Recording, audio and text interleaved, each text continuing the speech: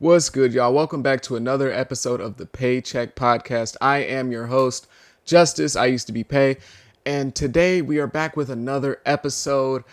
And in my opinion, this is the best rap podcast on the planet. You can't tell me otherwise. There's no proof. The only thing you can go off is numbers, and numbers don't equal quality. So, hey, I think this is the best podcast in the world. But in today's episode, I'm going to be talking about mostly one thing, but also two other topics as well. But the first thing I'm probably going to spend a majority of the episode talking about, and that is the barrier for entry into rap and how low it is, at least at the moment, and how it probably is going to continue to get lower. The second thing I'm going to talk about is 21 Savage, and then the third thing I'm going to talk about is Rod Wave and Rod Wave fans mostly. So in this video, this podcast episode is going to be mostly raw, mostly uncut. There may be a couple cuts here and there just because, my my camera died midway through or something like that. So besides that, we're just going to get straight into it.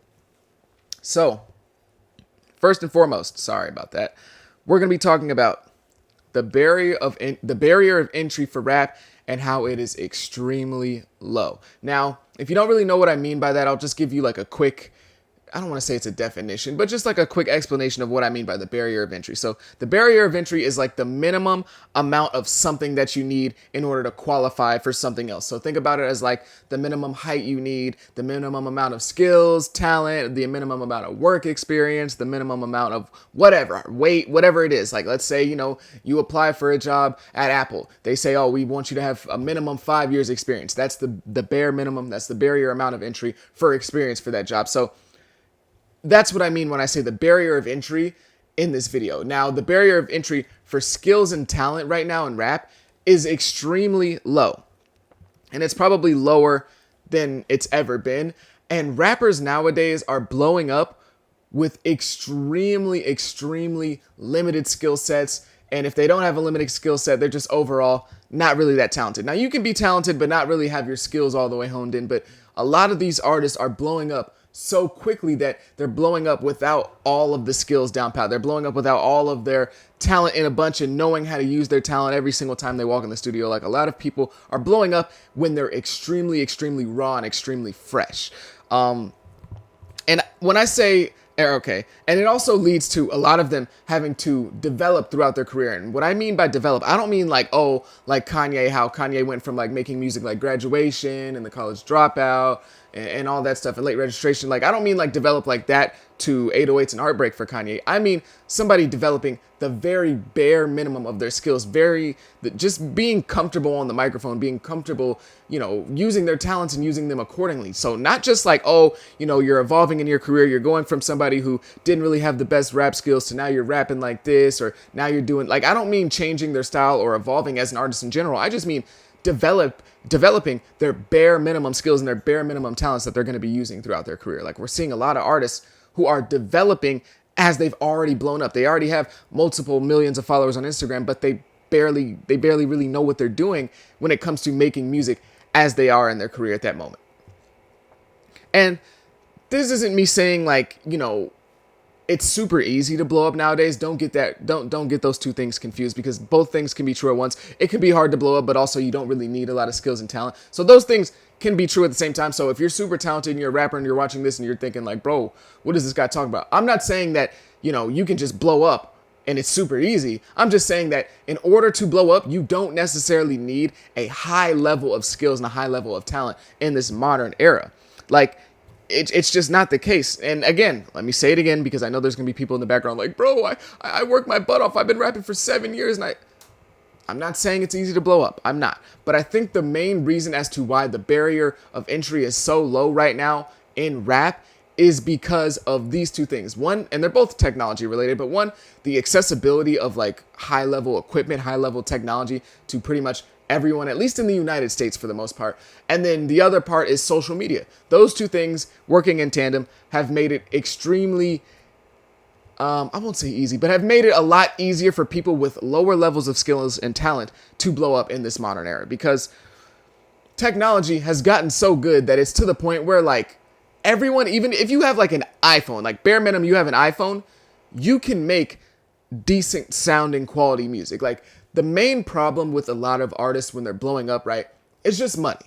That's the main problem. A lot of these guys, there are thousands of talented rappers out there who don't get the rub that they deserve or haven't gotten, that boost into popularity. They haven't gotten that make or break moment yet because they don't have the funds, right? There are a lot of people who just like, man, I can't afford studio time. I can't afford this piece of equipment. I can't afford this microphone. I can't afford, I can't pay for producers. Like, that's always been a major problem in rap. But as we grow technologically and people get more access to better quality things for cheaper, it allows for more people to make decent sounding music, because a lot of the time the issue with these smaller rappers is, sure, you may have all the talent in the world, but your mic sucks, the beat you're using sucks, the mixing's bad. Like, those are typically the problems that happen for artists that are very, very new in their career. But nowadays, it's a lot easier to get your hands on this type of equipment to at least make your music listenable. That's the main problem. A lot of the times, the music that's, made by people who are just starting in their career or don't have a lot of money it's not really listenable because of the quality of the sound. Not necessarily like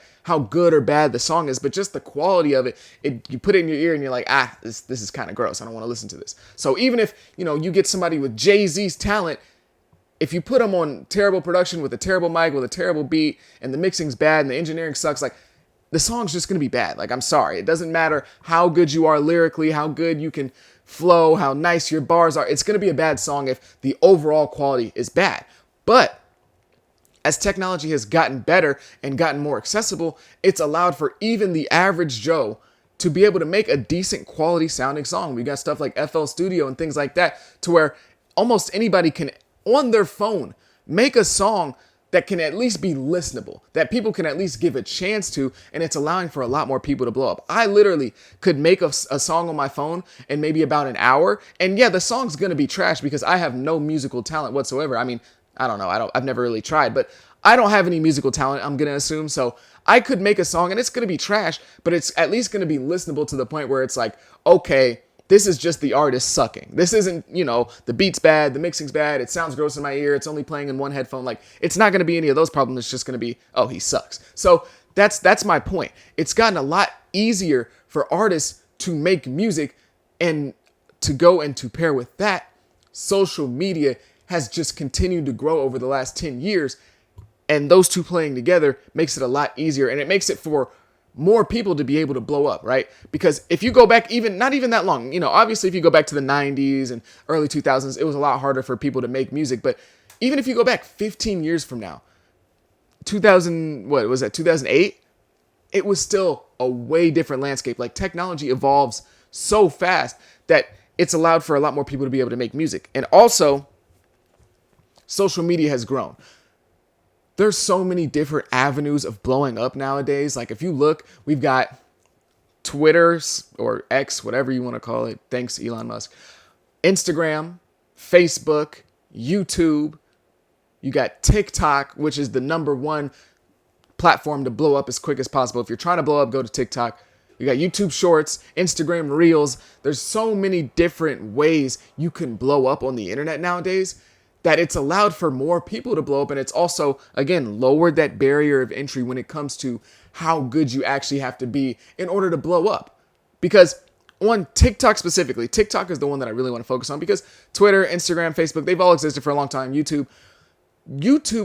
TikTok has really changed the game when it comes to blowing up, because it's just rampant consumerism, just over and over. And like, the amount of consuming that the average person does because of TikTok now is probably like 100 times what it was even like 5 years ago, because of how quickly things are going on, how short the videos are, how quickly things blow up, and how fast trends start and die on TikTok. Like, everything happens so quickly that it allows for more people to blow up. And again, it lowers the barrier of entry when it comes to talent and skill, because if I'm on TikTok, let's just say every month there's probably going to be five artists who go from 0 to 50,000 to 100,000 followers. Like, there's going to be a lot of people blowing up because of how fast it goes.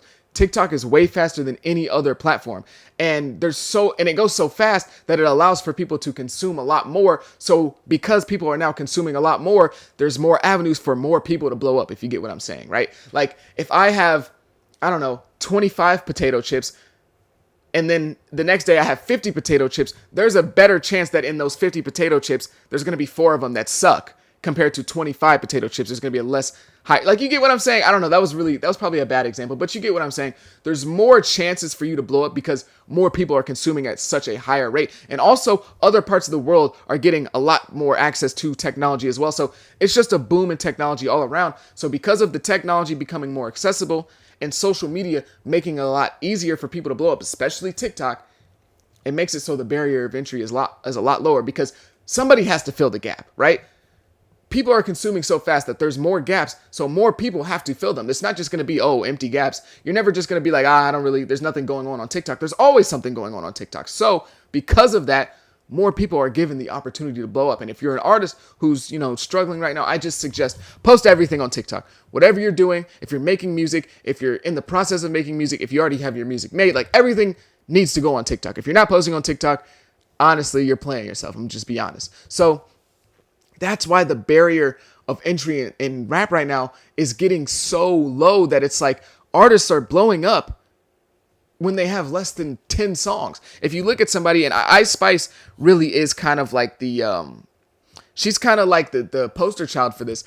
Ice Spice is developing from song to song. Like every song she puts out is her developing as an artist in the most fundamental way possible. Like, it's like when you first start doing something, how you just, you start learning and you get better by 20 times every single day just because of how new you are to it. That's kind of like what we're seeing with Ice Spice. She's not developing in a way like, Lil Durk in his career where he's 10 years in his career and he's just finding little things to kind of tweak and do better. No, Ice Spice is putting the fundamentals together still. So every single song we see from her is her developing as an artist at the very beginning of her career, because Ice Spice blew up with less than 20 songs. So every song or every couple of songs for her is a huge leap. That's a huge leap in progress in her career, because doing something, if you go from your first song to now your 5th song to now your 10th song to now your 20th song, those are all going to be very drastic changes for anybody, let alone somebody who has blown up into the masses and has millions of followers on Instagram. So we're literally seeing Ice Spice develop as an artist right in front of our eyes because she blew up with literally nothing. She blew up with less than 20 songs. So she's developing her skills on the job. There's not a lot of jobs in the world where you can, sign up for something that typically takes a lot of experience and develop those skills on the job. That just typically isn't a thing. But because of social media and technology nowadays, that's become a thing in rap. And we can look at it with, again, Didi Osama, the kid out of New York. He blew up with probably less than 20 songs. And he's developing on the job. The Sugar Hill D-Dye kid blew up with less than 20 songs. He's developing on the job. He's getting better on the job. He even came out and said in an interview, maybe a couple days ago, he hates all of his music that he made not even a year ago. Like, it just shows how drastic the change is, because, again, when you're so new into something, when you learn something new, it's like a major thing. You get so much better in the beginning of something compared to when you're already 10 years down the line. Those leaps in, knowledge and experience and skill set, those all come in the very beginning of typically when you're doing something, not 20 years down the line. So we're seeing these major drastic changes in an artist's skill set because they blew up when they didn't really have a skill set. They blew up when they were just super raw and they found something that worked. It was pretty catchy or whatever, and they just went crazy. We're seeing artists nowadays go from literally zeros in terms of their overall skills and talents as a rapper to developing artists after they've already blown up. Which is just a really weird concept when you think about it in literally any other context. In no other world would, let's say the NBA, right?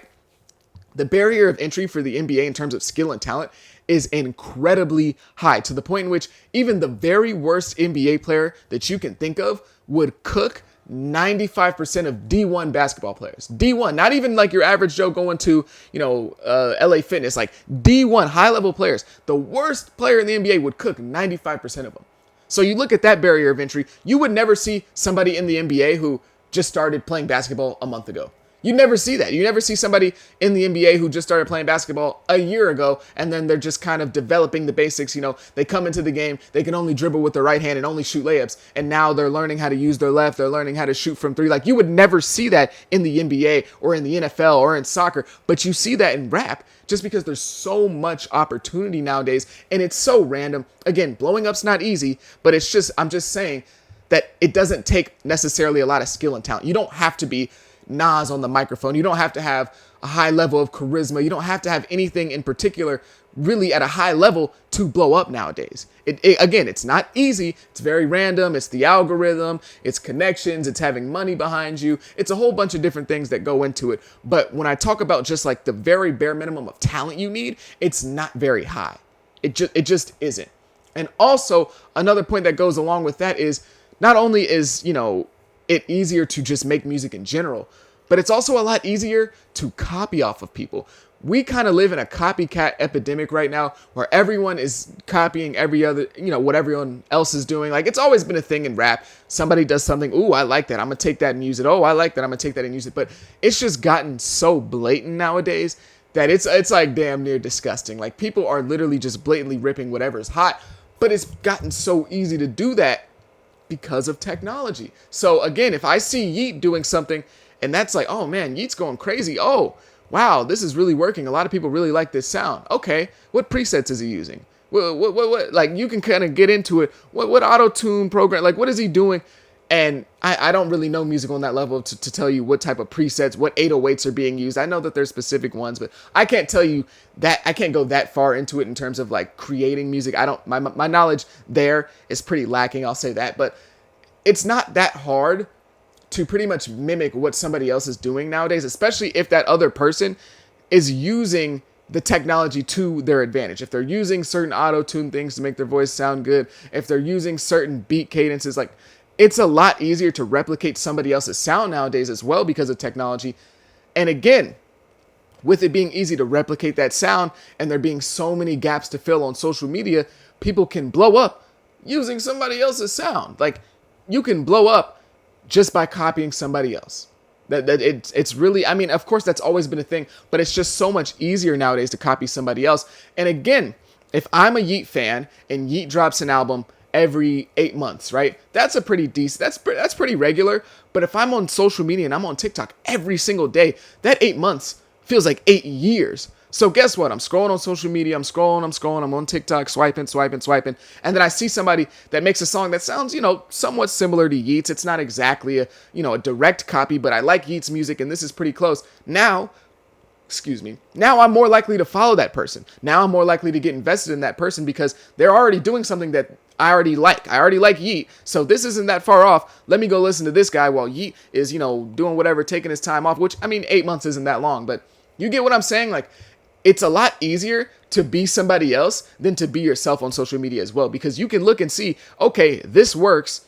This is how he's doing it. Let's just do that. It's very easy to do that on social media because, again, even if you are directly ripping somebody else, there's so much consumerism that the average person takes in that there's room for it. There's room for everything.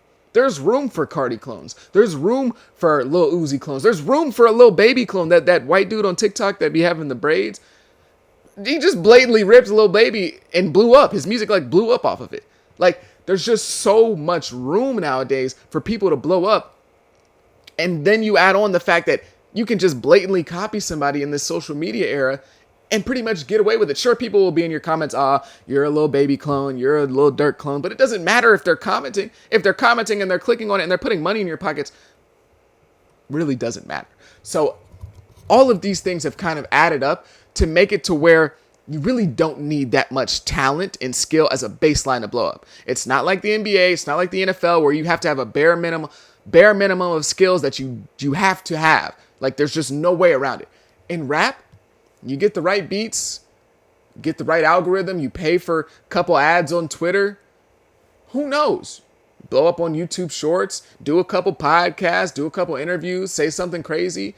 You could blow up. So again, I'm not saying it's easy. I know I have probably a lot of aspiring rappers watching my content. So I want to continue to hammer that statement in. I know it's not easy to blow up. That's not my point. But I'm just saying the bare minimum, the bare level, bottom level of talent that you need to blow up is not very high. And that's just I think I'll just finish off there for that topic. I've really been wanting to talk about this for a while. I really wanted to get this off my chest, especially because I've been seeing a lot of artists developing on the job. Like, I love Ice Spice. Don't get me wrong. I'm an Ice Spice fan. But you can very much see her developing on the job. She blew up before she even had all of the skills to necessarily make great music consistently. She still doesn't even have a project out, like a full-length album. She has an EP, but she doesn't even have a full-length project out, 12 songs or more. And she has millions of followers. She has multiple Billboard hits. Like, it's just a little weird, is it not? Not saying it's weird, like it's undeserved. It's just weird because it's kind of foreign. Of course, we've had one-hit wonders before technology was super crazy, but never to the extent where literally a whole group, a whole new generation of people like La Tyler, Didi Osama, they're all blowing up and learning after they blow up. They're becoming artists after they blow up. They blow up and they're kind of gimmicky. They fit this one bill and then they do, like, it's just really weird to see. But real quick, I want to also talk about 21 Savage. 21 Savage, and I know somebody else made this YouTube video not that long ago, so it sucks that I'm jumping on the bandwagon late, but I've been saying this on TikTok for a long time, so if you don't follow me there, then you probably missed out. But 21 Savage is easily one of the most evolved rappers I think I have ever seen in my life. Like, from the beginning of his career up until now, his development of skill sets has been crazy. Now, obviously, again, this is kind of what I was talking about earlier, but to a lesser extent, 21 Savage already had music that was out, like a decent pedigree of music before he blew up, before he was on 2016 XXL. So he doesn't really fall into the same line as like Ice Spice and all them. But 21 Savage, when he first blew up, was very bare bones and very basic when it came to his rapping, right? 21 Savage blew up. He was doing the gangster rap thing. I mean, he still is, but it was like, okay, 21 Savage, he's a gangster rapper, raps about drilling and killing and all that stuff, like pretty basic. It's cool, right? Till nowadays, 21 Savage is a very well-rounded artist. He is. He has decent bars. He's not gonna go crazy in the studio and rap crazy, but he can rap. Like, 21 Savage can get on the track and rap. He can get on the track and kind of spit game to a certain extent. He can get on the track. He can even do love songs and stuff. He can do a little bit of the melodic stuff. Like, 21 Savage, in terms of development from day 1 to day 100, has been one of the most developed artists that I've seen, at least throughout my time in listening to music. Obviously, you can say, oh, well, Kanye did this, and Cardi did that. Like, but in terms of developing skill sets, not just like changing your style, but really developing skills, I think 21 Savage is probably one of the best that I've seen in a super long time. And if you look at like the beginning of his career and you listen to those Slaughter tapes, like Slaughter King and all that stuff from 2015, a lot of that stuff was kind of butt. Like, no disrespect to 21 Savage, but it's kind of butt. And then you look at what he just did on Savage Mode 2, and you're like, okay, you can see the development. Even from just Savage Mode to I Am Greater Than I Was, there's a lot of development there from 21 Savage just being kind of the bare bones trap rapper. Okay, he's a gangster. He's from the streets of Atlanta. He raps about this, this, and this. He's going to keep it pretty simple, keep it pretty basic. To even I Am Greater Than I Was, where he's putting themes in his music and he's actually rapping about things and he's not just, doing the, oh, okay, rob, kill. He developed, and not to say that that type of rap is trash or anything like that, but we can see the growth in skills from 21 Savage to where now, a lot of people get on him nowadays because they think his punchlines are kind of corny. Some of them are a little corny, but still, to even develop a solid punchline game, like, that's pretty impressive from where he came from back in 2015. Typically, artists don't really do that, where they're consistently learning and getting better throughout their career. Not just, okay, I do this pretty well, maybe I can change it up. But no, he's building these skills as he goes on. And also, not just 21 Savage developing as like an artist, which he has, but 21 Savage's image has developed a lot as well. Because if you remember when 21 Savage first came like into the game and got really super popular, 21 Savage had an image like damn near like King Von. Like, obviously it's a little different, but 21 Savage was like the Grim Reaper. Like, people were like, oh my God, this dude is a savage. He's just this dangerous individual. Oh my God, 21 Savage. Like, he just had such a, I don't know, like a reputation to where it was like, this dude's like a demon. And don't get me wrong, like, 21 Savage still has, that reputation. Nobody's going to sit here and be like, oh, 21 Savage is a sucker and he's sweet. Like, I'm not saying that. But in terms of developing himself outside of just, oh, I'm a gangster, he's done that to a massive success, to a great degree. Like, 21 Savage has gone from somebody who's just a gangster rapper, just kill, shoot, whatever, like, to somebody who has taken people like, whoa, let me slow down. To somebody who people take serious in terms of like their business acumen. Like, people will listen to 21 Savage when he talks about business. People will listen to 21 Savage when he gives life advice. Like, 21 Savage has developed himself outside of just being street dude from Atlanta. Now he's 21 Savage, a dude who, he's pretty well. He does well with his money. He gives some solid game when he talks on these podcasts or whatever. He gives some solid game when he's on Instagram, and he talks about certain things that you shouldn't do, and he's giving back to the community, and he's cleaned up his image. Maybe he is still doing drugs and popping pills and lean. I don't know. Maybe he is, but in terms of like his public image, it's developed a very far cry from what it was in 2016 to where now he's a very much so respectable person. Not just an artist, but respectable person. People can look at it and be like, you know what? He may be a gangster, gangbanger, or whatever, but 21 Savage is a stand-up dude. He is. He's a stand-up dude. He gives solid advice. He does all this stuff. So not only has 21 Savage evolved from his music from then to now, but also as a person and his personal public image. And I can say the same thing about Lil Baby as well. Lil Baby's public image from 2018 to now is way different. So I really just want to say that 21 Savage massively evolved throughout his career. And you really love to see it. I'm gonna be honest. You really do love to see it because again, he can have his street cred. He can have all that. That's cool. Great. Fantastic. But the fact that he can also give back a solid image, outside of just his music, he can do the charity work, he can do all that. So 21 Savage is one of the most evolved rappers, not just music-wise, but in his personal life as well. But also I want to talk about 21 Savage and the spot that he's in right now. I think 21 Savage can take the torch for like the top guy in trap music. Now, obviously, I felt like for the last couple years, that was Lil Baby's spot. From 2020 on, it's always been Lil Baby. Future's there, Young Thug's there, Cardi, or whatever, whoever else you want to throw in that, Lil Durk, Young Boy. But in terms of like the top representative, the face of trap music at the moment, I would always say it's been Lil Baby since 2020. But now I feel like that spot is kind of up for grabs. Not to say that Lil Baby's fallen off and he's I'm not saying that. I'm not getting into that. I know that's what Twitter wants you to believe, but I'm not going to get into that. He's not falling off. He's not trash, none of that. But I do think that there's not as tight of a grip on that top spot in trap music anymore. And I think that 21 Savage could kind of weasel his way in and take it and be the guy at the top of trap music holding the torch. Because if you look at what 21 Savage has done over his career, he's consistently gotten better, like I mentioned beforehand. But also, he's consistently gotten more popular as well, to the point in which I think on this next project, because he is about to drop an album soon, I think he could probably get close to selling 200K, maybe sell 200K. Honestly, I think he should. I think he should sell 200K. Because if you look back in 2021, I believe, is when Savage Mode 2 came out. 2020, or it might have been 2020. It was either 2020 or 2021. Savage Mode 2, the project with Metro Boomin, came out.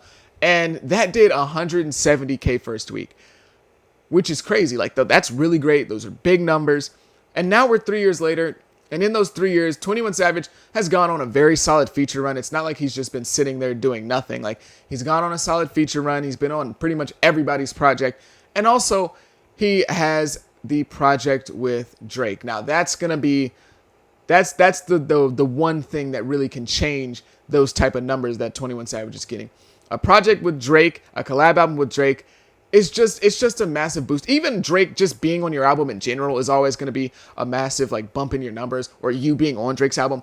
But having a full project with Drake, man, that's talk about the Midas touch. That's like a godsend for anyone's career, let alone 21 Savage, who is already having a massive career on his own without Drake. So Her Loss came out. It was a massive success. It still is a massive success. But not only does he just have the album Her Loss to go with Drake and boosting his career, he has a tour with Drake. So 21 Savage has been given pretty much everything one person can ask for when it comes to blowing up. He already had a great foundation, already sold 170K on his last solo project. Then he comes in and he gets a project with Drake. Then not only does he have a project with Drake, he gets a collab album with, not a project. Not a collab album. He gets a tour with Drake in NBA-sized arenas. So I really think 21 Savage is about to blow the roof off. I really do believe that. He also has the song Creepin' with Metro Boomin and The Weeknd, which was a crazy chart-topping song. Everything that 21 Savage has been involved in the last 3 years, has been super crazy in terms of numbers. And it's been a minute since he's had a solo album. And like I've said, like a lot of other people have said, Mainstream trap music is kind of boring at the moment. There hasn't been a mainstream trap album that's just blown the roof off and gone super crazy and is the runaway album of the year. Maybe you want to consider Utopia trap, but it's like, I don't really know if I would. There is some trap on there, so maybe you can. But for the most part, still, the point remains. Mainstream trap music is pretty boring at the moment, and the street rappers haven't really gone that crazy this year. Lil Durk's album, whatever, it was cool. Kodak's album, Gunna's album, it was good, but it, again, hasn't taken, the roof off the building. It hasn't just gone crazy all year. Young Thug's album, I actually liked it a lot more than most people. I thought it was a pretty good album, but for the most part, the average consensus is that album wasn't very good. So 21 Savage could come right along in and drop a trap album and go crazy and be the biggest street trap rapper of this year and kind of take that mantle, and I think he really will. I really do believe 21 Savage sells over 200K. There's just no way that a man can go on tour with Drake, drop an album with Drake, and not boost their sales by at least 30K. Now, again, I'm not trying to give Drake all the credit for 21 Savage and whatever success he's about to have, but we just can't ignore the fact that this man worked with Drake, bro. Like, it's Drake. Sorry, hate to be the one to, kind of be like, oh, well, this is... It's Drake. So there's going to be that boost. Like, it's just the truth. So I really do believe that 21 Savage will take the mantle as kind of the face of trap music. He's going to kind of rip it away from Lil Baby. And I don't just mean like, oh, he makes the best trap music, because people probably already think that. Some people do. But I mean in terms of when you think about trap music, when you kind of think about that subgenre and you think about how big it is and what the average fan thinks of, I think the average fan is going to think of 21 Savage first, maybe then Lil Baby, then Future, then whatever. I think 21 Savage will be the guy for trap music by the end of like 2023 or whenever he drops his album. I'm sure he's going to drop it after he gets off tour with Drake, whenever that'll be, probably like November or something like that. So be on the lookout for that. 21 Savage, again, I'm going to wrap it up by saying he's one of the most evolved rappers in terms of his music and his personal image, and I also think that he's probably going to take the mantle as kind of like the face of trap music after he drops his next project, and I do expect it to sell over 200K, because if you look at his Spotify was sitting at like 60 million monthly listeners or whatever for a long time because of the Drake project and then because of the song Creepin'. So his numbers should be amazing. But then this leads me to my last subject, and this will be a little bit of a shorter one. I don't really plan to talk about this for a long time. I just wanted to show some love to Rod Wave fans.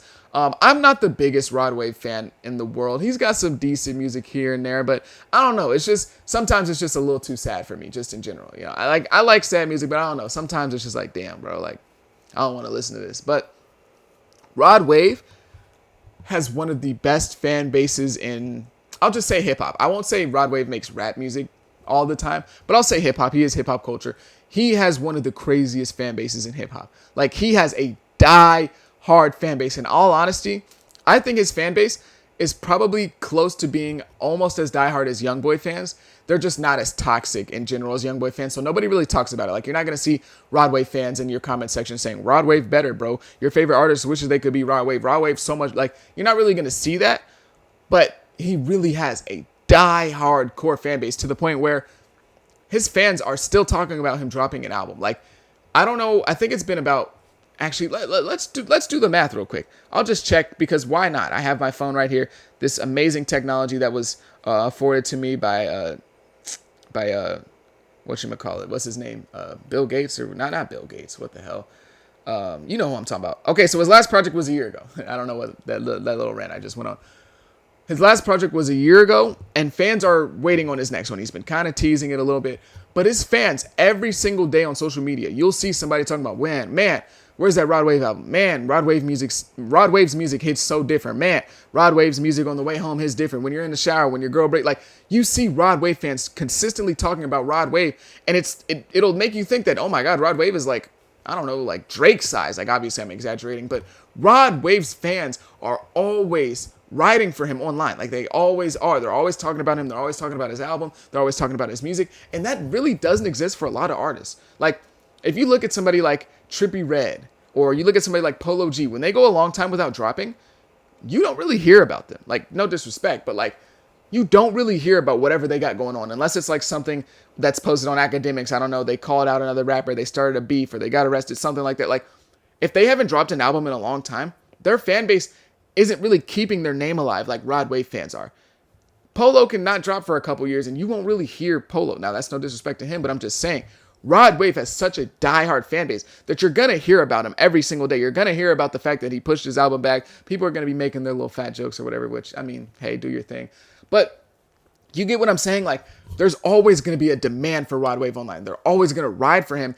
And he has that over a lot of other artists. It's kind of similar to Youngboy, in my opinion. Like, even when Youngboy's not dropping, Youngboy fans are talking about him. They're making videos about him. They're talking about his album. Hopefully he drops this song. Oh my God, this song got leaked. He has this song in the vault. Like, there's always that discussion going on with Youngboy. And it's very similar with Rod Wave. He has a very strong fan base. And, oh, I just looked at the wrong notes. But Rod Wave on his last project sold like 110, over 120K, something like that. 110, 120K. It was over 100K first week. And the man had like 10 million monthly listeners on Spotify. That's insane. Like, I don't think people realize how crazy that is. And it shows how dedicated that fan base is, because there are plenty of artists right now with 40 million, 30 million, 25, and they can't even sell 50K.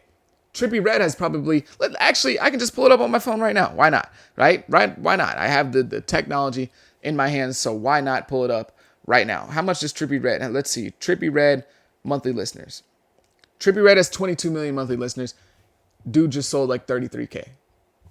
Like, you see that these people who maybe are a lot bigger than Rod Wave in terms of like overall popularity and notoriety, they don't have that fan base that Rod Wave has to push his fans to his music. You get what I'm saying? Like, Rod Wave's fans, they're gonna listen to his album. There's no way Rod Wave's gonna drop an album and people are just gonna ignore it. Fans aren't gonna go listen to it. It's gonna sell 20K. That's not gonna happen. Rod Wave really has one of the best fan bases in rap. Again, Kodak Black sold like 21K last project. He has 27 million monthly listeners. Like, these guys have these big, huge fan bases, but they're not dedicated fan bases. They're not diehards. They're not people that are always invested in what you're doing, no matter what. No matter if you have a top 10 Billboard song or you haven't dropped a song in 4 years, they're going to be there. A lot of these rappers don't have that, but Rod Wave does. And again, we just seen it. Rod Wave went on tour not that long ago and was selling out venues that were decent size, like 8 to 12,000 on average. Like, he was selling out these big venues and these big arenas. And also, it was Rod Wave's birthday yesterday, so happy birthday to Rod Wave. Really random, I think it was yesterday. He's an August birthday, so I got to show some love to all my August birthdays. If you're an August birthday, shout out to you. But Rod Wave can go and sell out these tours. Not NBA-sized arenas, at least he didn't last time. But again, decent-sized, 8,000 to 12,000. Maybe if it was an NBA arena, they cut off about half. So it went from like an 18,000 capacity to like, I don't know, let's say 12, 14,000. Like, you get what I'm saying? He's doing decent-sized arenas without this massive, crazy, huge fan base. So it goes to show that the diehards, the ones that are there, even though it may not be as big as the other people's fan bases, they're a lot more engaged. And Rod Wave is about to do another album, and it's going to go crazy. And I just think I really needed to show some love to Rod Wave fans, because, man, they're one of the most underrated fan bases in the game. I may not be a huge Rod Wave fan, but if somebody's a Rod Wave fan, they're going to let you know. They're going to play Rod Wave all day. They're going to go to his concerts. They're going to buy his t-shirts. They're going to buy his album. Like, they're a lot more invested in their artists in comparison to a lot of other fans, and that's why he can do these huge numbers. Well, right now, he has like 6 million monthly listeners on Spotify, but I guarantee you, if he dropped today, it would sell at least over 70K. So it just goes to show that, again, that whole narrative comes back. A dedicated fan base is better than just being popular in general. Would you rather be Coi Leray or would you rather be Rod Wave? Coi Leray has 50 million monthly listeners every month on Spotify, but when she drops a project, nobody's really tuning in. But when Rod Wave drops a project, everybody's there, everybody's tuning in. Even if it's not as many people as it could possibly be for other artists, the people that are tuning in are really locked in. But I think that's gonna be the end of this episode of the Paycheck podcast. I really just wanted to focus on that first topic and then add on some couple of other things at the end, but really wanted to talk about that barrier level of entry in rap and how it's extremely low in terms of skill and talent. But again, I'll say this again, PSA announcement for all the upcoming rappers that are watching this video. It's not easy to blow up. I'm just saying it doesn't necessarily take a lot of talent and skill anymore. But that's going to be the end of this episode of the Paycheck Podcast. If you made it this far, please leave a like, leave a subscribe. I'd greatly appreciate it. Again, I'm trying to pay off this college tuition, so help a brother out. But if you like this video, leave a like, leave a subscribe. Again, Leave comments. If you want more episodes of the Paycheck Podcast, leave comments, leave topic ideas that you want to hear me talk about. I take a lot of notes on this. I know sometimes I get a little rambly, or sometimes I repeat what I just said, but I do take a lot of notes, and I spend a lot of time in terms of preparation of what I want to talk about. So I'd appreciate some love on here. But again, have a great day. Be blessed. Be safe. Peace.